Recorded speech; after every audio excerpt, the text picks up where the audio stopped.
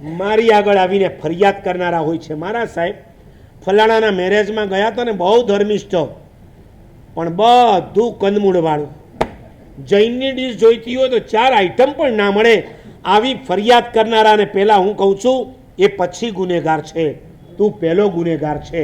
તું ગયો શા માટે? અને ગયો તો તને ખબર પડીને તો તું આવા જૈનની ડીશ શોધવા માટે આવા ખાખા ખોળા હું કામ કરતો હતો? એના કરતાં સીધા ઘર ભેગા થઈ જવાની જરૂર હતી. એને પાપ લાગે, તમને ન લાગે? તમને લાગે કે ન લાગે? જવાબ આપો. તમે અનુમતિ આપી દીધી, તમે એક ડીશમાંથી એક બટકું ખાધું એટલે તમે એને જેટલાને કંદમૂળ ખવડાવ્યા બધાની અનુમતિ તમને, એનું પાપ લાગ્યું છે. તમારું સત્વ હોય તમારે ડીશ ફેંકીને આવતા રહેવું પડે. તમારા કરતા ક્યારેક પરદેશીઓના સત્વ, પરદેશમાં રહેનારા જૈનોના સત્વ વધારે છે. You can't believe.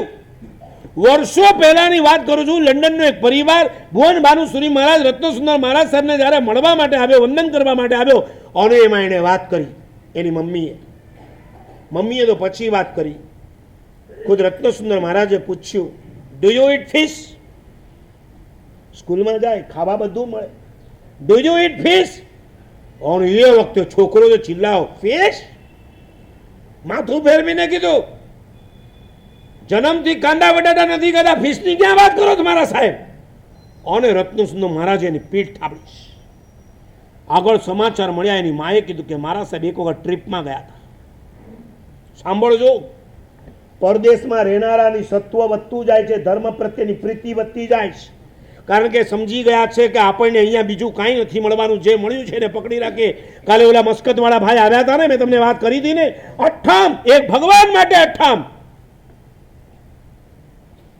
આપણને રોજ મળતું થઈ ગયું. આપણને સદભાવના ગુણાકાર થવા જોઈએ, એની જગ્યાએ દેવગુરુ ધર્મના સદભાવના ભાગાકાર થવા માંડે. આ બેન કે મારા સાહેબ મારો દીકરો એક વખત ટ્રીપમાં ગયો, ટ્રીપની અંદર નોનવેજ હતું,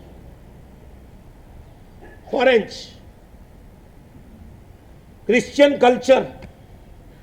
50 જણા બેઠા હતા, બધાને જ્યારે પીરસવામાં આવ્યું અને આ છોકરાએ સૂંઘી લીધું, જોઈ લીધું, લઈ જાઓ પાછી. અરે ખાધા વગર કેમ ચાલે? નહીં ખાવ, ભૂખ્યો રહીશ પણ નહીં ખાવ. ટીચરને સમાચાર મળ્યા, ટીચર આવી, ટીચરે કીધું ખાવું પડશે.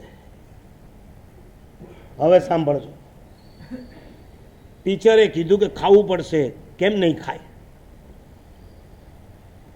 નહીં ખાવ, આ પ્રાણીનું માંસ કહેવાય. ઓકે, ગાયનું દૂધ પીએ છે? ટીચરના સવાલ જુઓ, કેવા લોજિકો તમારા સંતાનોને શીખવાડીને ધર્મથી ભ્રષ્ટ કરવામાં આવે છે. દૂધ પીએ છે? યસ. કાઉ મિલ્ક? યસ.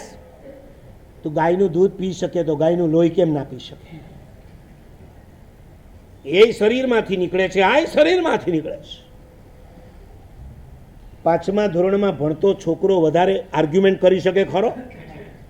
હલી જાય ને, સ્વીકારી લે ક્યારેક. આ છોકરો ઊભો થઈ ગયો, ટીચર ગાયનું દૂધ અને ગાયના લોહીના એક્ઝામ્પલ મને નહીં આપો.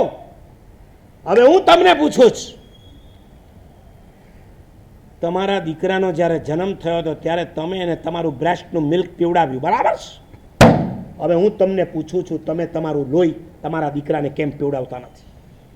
હબક! તમારું દૂધ તમે જો તમારા સંતાનને પીવડાવી શકો તો તમે તમારા શરીરનું લોહી તમારા સંતાનને કેમ નથી પીવડાવતા? ટીચરની બોબડી બાંધ. અને છોકરો ઊભો થઈને ચાલ્યો ગયો.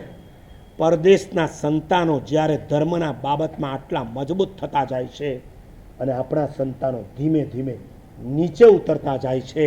આપણા વૈરાગ્યની વાતો પછી કરીએ, આપણા સંસ્કારોની વાતો પહેલાં કરવા જેવી છે. ફરીથી કહું છું, ભવનો વૈરાગ્ય ઊભો કર્યા વગર દેરાસરમાં જય વિરાય નહીં બોલી શકો. કરો. હવે આ ધર્મ પામ્યા પછી જો એને ગુમાવવો ના હોય ને તો આ ધર્મને સમજો, આ ધર્મને જીવનમાં ઉતારો અને તમારા પ્રત્યેક વ્યવહારમાં વૈરાગ્યને વધારો. એ જ શુભેચ્છા. વિતરાગ પરમાત્માની આજ્ઞા વિરુદ્ધ કંઈ પણ બોલાઈ ગયું હોય મિચ્છામિ દુક્કડમ.